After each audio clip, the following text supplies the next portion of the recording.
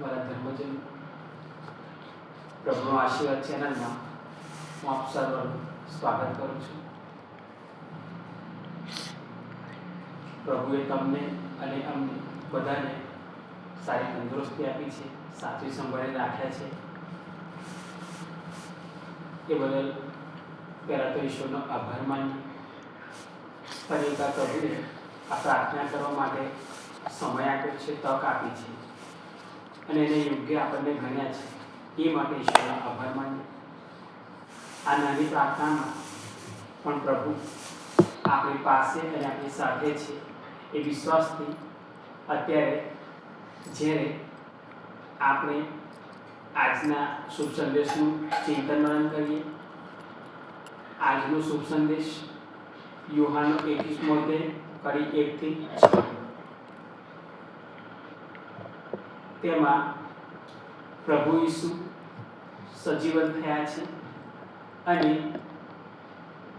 જે સરોવર કાંઠે આવે છે ત્યારે શિષ્યો માછલી પકડવા માટે તૈયારી કરતા હોય છે.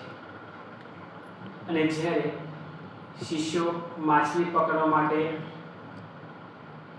જાય છે ત્યારે હું આમાંથી આ શુભ સંદેશમાંથી એક કડી વાંચું છું.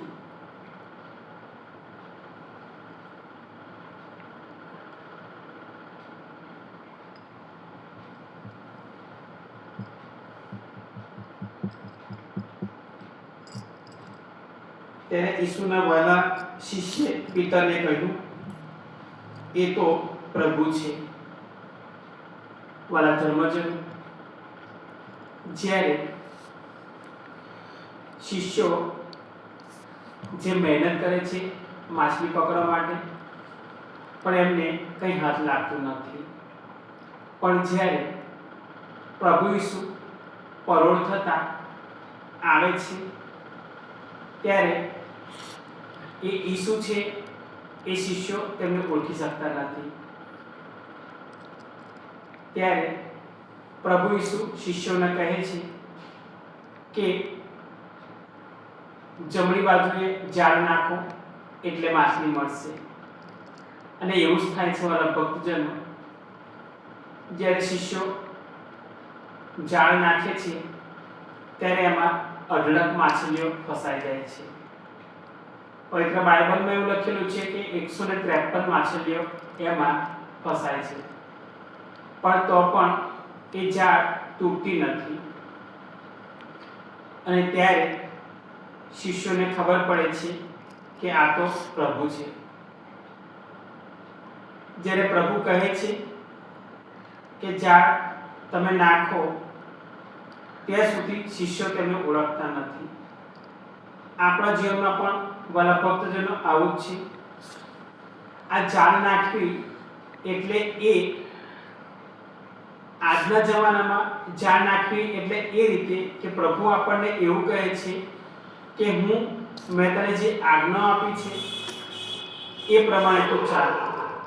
અને પ્રભુના કહ્યા પ્રમાણે જે આજ્ઞા પ્રભુએ આપણને આપી છે એ પ્રમાણે જો આપણે ચાલીએ છીએ તો આપણે જાળ નાખીએ છીએ.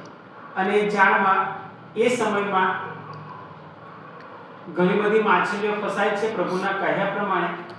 તેમ આજના સમયમાં પ્રભુ આપણને જાળ નાખવાનું કહે છે એટલે એ રીતે કે આપણી પાસે કંઈ વધારે હોય તો જેની પાસે નથી તેને આપવું, એ જાળ નાખવા બરાબર કહેવાય.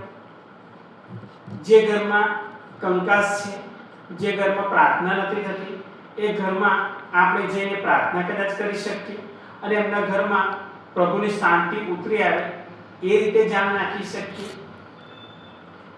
કોઈ ભૂખ્યા છે તો આપણી પાસે વધારે છે તો આપણે એને થોડામાંથી થોડું આપીએ અને ભૂખ્યાને અન્ન આપી અને એની આંતરડી ઠારીએ, એ જાણ નાખવા બરાબર છે. કોઈને જરૂર હોય અને આપણી પાસે છે તો આપણે આ ખરા કામ ન કરીએ અને આપણે એને થોડામાંથી થોડું આપીએ અને એની મુશ્કેલી દૂર કરીએ, એ જાણ નાખવા બરાબર છે. અને પ્રભુએ આપણને જે આજ્ઞાઓ આપેલી છે એ પ્રમાણે જો આપણે ચાલીએ ત્યારે આપણને પ્રભુનો ભરપૂર આશીર્વાદ મળે છે. એ જાણ નાખવા બરાબર જ છે. એટલે પ્રભુ આ જે આપણને કહે છે કે અત્યારના સમયમાં આપણા જીવનમાં બધું જ વધી ગયું છે. સાંસારિક જીવનમાં આપણે બધી પ્રવૃત્તિમાં આગળ વધતા જ રહીએ છીએ. આપણે ભૂલમાં પડ્યા છીએ કે હું પહેલો નીકળી જાઉં, મારો નંબર પહેલો આવવો જોઈએ, હું આગળ હોવો જોઈએ, હું ઉપર હોવો જોઈએ. પણ આપણે વાલા ભક્તજનો એક જગ્યાએ પાછળ રહ્યા છે, અને એ છે પ્રાર્થના. પ્રાર્થનામાં નથી આપણે સમય કાઢી શકતા કે નથી આપણને સમય મળતો. સમય હોવા છતાં પણ આપણે પ્રાર્થનાની અવગણના કરીએ છીએ. સમય હોવા છતાં આપણે પ્રાર્થના કરી નથી શકતા. એક બાઇબલનું વચન સુદ્ધા આપણે આખા દિવસમાં આપણે મનન ચિંતન કરી શકતા નથી, કે નથી આપણે બાઇબલ હાથમાં પકડી શકતા. અને અત્યારના જમાનામાં પ્રભુ એટલે જ કહે છે કે જાણ નાખવી એટલે આ પ્રમાણે કે તમે પ્રાર્થનામાં સમય ગાળો. પ્રાર્થનામાં તમે સમય ગાળશો તો તમે મારી પાસે આવશો, હું તમારી પાસે આવીશ. અને જે તમારા જીવનમાં જે મુશ્કેલીઓ છે, જે તકલીફો છે, જેનું તમે જાતે જાણો છો, રોજે રોજ તમે એના વિશે વિચાર કરો છો કે આ મુશ્કેલી મારા જીવનમાંથી ખસી જાય, હટી જાય તો સારું. પણ એટલા માટે નથી હટતી કે આપણે પ્રાર્થના નથી કરી શકતા. અને પ્રાર્થના નથી કરી શકતા એટલે આપણે એકલા જ હોય છે, આપણી પાસે પ્રભુ નથી હોતા. જો પ્રાર્થના આપણે કરી શકીએ તો આપણે પ્રભુનો અનુભવ કરી શકીએ. અને જો આપણે પ્રભુનો અનુભવ કરી શકીએ તો એ પ્રાર્થનામાં આપણે પ્રભુની સાથે શેર કરી શકીએ, આપણે વાત કરી શકીએ. અને ત્યારે બાઇબલ એવું કહે છે કે તમે જ્યારે પ્રાર્થના કરશો ત્યારે સવાલ તમારા અને જવાબ પ્રભુના. આપણે પ્રભુને સવાલ કરીશું તો પ્રભુ આપણને ચોક્કસપણે જવાબ આપશે.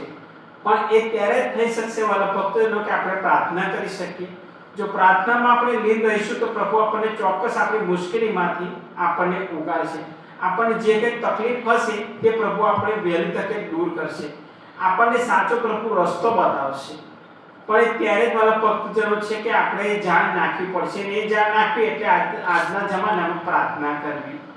પ્રાર્થના કરવાથી આપણી હરેક મુશ્કેલીઓ દૂર થશે. પ્રભુ આપણને મુશ્કેલીમાં પડવા નહીં દે, પણ પ્રભુ મુશ્કેલી આવતી હશે તો આપણને મુશ્કેલીમાંથી આપણને પ્રભુ ઉગારી લેશે. એ રીતે અત્યારના જમાનામાં પ્રભુ આપણને કહે છે કે તમે જાળ નાખો અને તમને માછલી મળશે. આપણે જાણ નાખીશું, પ્રાર્થનાની જાણ નાખીશું વાલા ભક્તજનો, કે જેથી કરીને આપણે જે મુશ્કેલીમાં હોઈએ તેમાંથી આપણને છુટકારો મળે. આપણે કોઈ તકલીફમાં હોઈએ તો એમાંથી આપણને છુટકારો મળે. આપણે કોઈને મદદ કરી શકીએ એ રીતે જાળી નાખી શકીએ. આજે પ્રભુ આપણને કહે છે કે જેમ મેં તમને પ્રેમ કર્યો છે તેમ તમે પણ પ્રેમ કરો. એ પ્રેમ કરો એટલે આપણે કોઈની મુશ્કેલી દૂર કરવી એ જાળી નાખવી બરાબર છે. ત્યારે આજે પ્રભુ આપણને કહે છે કે ત્યારે તમારા જીવનમાં માછલી ફસાશે. એ રીતની માછલી ફસાશે કે તમને શાંતિ મળશે, સાચું જીવન મળશે, અને તમે મારી સાથે અને હું તમારી સાથે રહી શકીશ. પ્રાર્થના જ એક માધ્યમ છે વાલા ભક્તજનો કે પ્રભુની સમક્ષ આપણે રહી શકીશું. શિષ્યોએ પ્રભુના કહ્યા પ્રમાણે જાળ નાખી અને તેમને ઘણી બધી માછલીઓ પકડાઈ એમની જાળમાં, અને એ લોકો ખુશ થઈ ગયા. અને એ રીતે પ્રભુનો સંબંધ અને શિષ્યનો સંબંધ એક થયો. અને ત્યારે એ પ્રભુની સંગતમાં રહી શક્યા અને પ્રભુની પાછળ ચાલી શક્યા.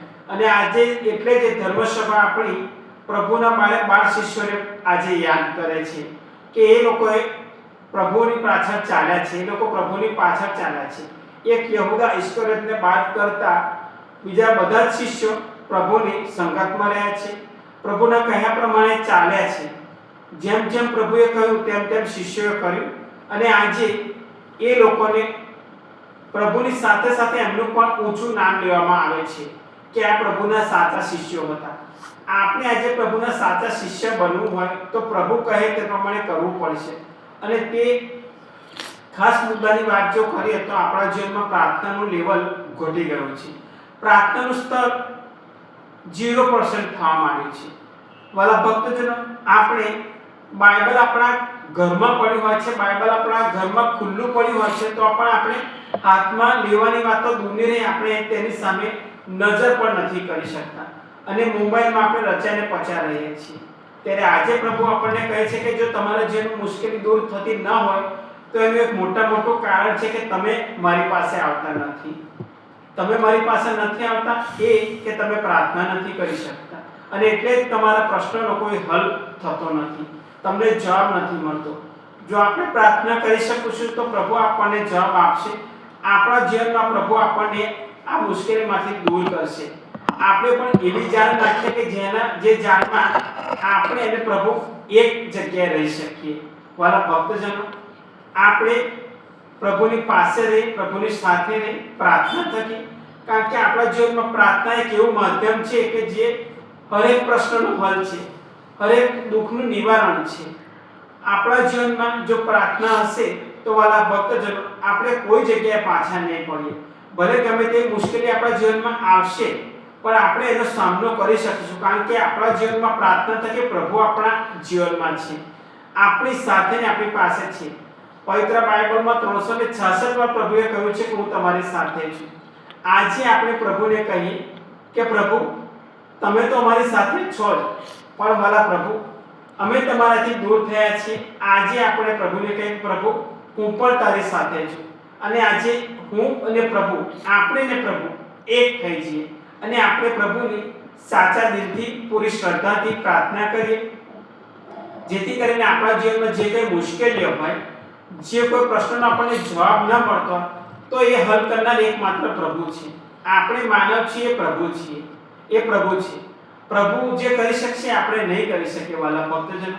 એટલે બધું જ પ્રભુના હાથમાં સોંપીએ અને આપણે જે શિષ્યો પ્રભુનું માન્યું અને જમણી બાજુએ ધ્યાન નાખી, તેમ આજે આપણે પણ એક તૈયારી કરીએ અને પ્રાર્થનાની તૈયારી કરીએ. એવી ધ્યાન રાખીએ કે બાઇબલ આપણે હાથમાં પકડી શકીએ. એ બાઇબલ ખાલી હાથમાં ન પકડીએ, પણ પ્રાર્થના કરીએ, એ વચન જાણીએ. એ વચનમાં બહુ જ મોટી શક્તિ સમાયેલી છે. વચન આ પ્રભુના વચન છે. પ્રભુએ વચન એમને એમ બાઇબલમાં નથી આપ્યા. પૂરા 8000 થી પણ વધારે બાઇબલમાં વચન છે. એ પ્રભુએ એમને નથી કીધા. એ એક વચન જે પ્રભુનું શક્તિશાળી વચન છે, એ વચન કામ કરે છે. આપણા જીવનમાં 100% કામ કરે છે. પણ આપણે એને પૂરી શ્રદ્ધાથી, પૂરા વિશ્વાસથી એનું વાંચન કરવું પડશે, એને આપણા જીવનમાં ઉતારવું પડશે વાલા ભક્તોનો. તો જ પ્રભુ આપણા જીવનમાં કાર્ય કરશે. આપણે એકલા જ્યારે આપણી મુશ્કેલીઓ લઈને બેસીશું તો આપણને કોઈ રસ્તો નહીં મળે વાલા ભક્તજનો. આજે પ્રભુ આપણને કહે છે કે તમે મારા શિષ્યો છો, તમે મારા મિત્રો છો. જેમ પ્રભુએ શિષ્યોને કહ્યું ને શિષ્યોએ કર્યું, ત્યારે એમના જીવનમાં એ માછલીઓ ફસાઈ અને એમના જીવનમાં ખુશી આવી ગઈ અને એ પ્રભુની પાછા ચાલી નીકળ્યા. આપણે પણ વાલા ભક્તજનો, પ્રભુએ આપણને આજ્ઞા આપેલી છે. પ્રભુ આપણને રોજ કહે કે તમે મારી પાસે આવો, હું તમને આરામ આપીશ. પણ વાલા ભક્તજનો, આપણને આરામ એટલા માટે નથી મળતો કે આપણે પ્રભુની પાછળ નથી જતા. આજે આપણે પ્રભુને કહે કે પ્રભુ, મને બહુ થાક લાગ્યો છે, હું થાકી ગયો છું, મારા પ્રશ્નનો કોઈ જવાબ મને નથી મળતો, મને કોઈ નિવારણ નથી મળતું, મને કોઈ હલ નથી મળતો. વાલા પ્રભુ, આ શુભ સંદેશ થકી આપણે આપણા જીવનમાં ઉતારા જેવી એક વસ્તુ, એક બાબત હોય તો એ જ કે આપણે પણ પ્રભુને માનીએ, પ્રભુની પાછળ ચાલીએ, તો પ્રભુ આપણી આગળ ચાલશે. એક ડગલું પ્રભુની તરફ આપણે ભરીએ, પ્રભુ 100 ડગલા ભરવા માટે તૈયાર છે વાલા ભક્તજનો.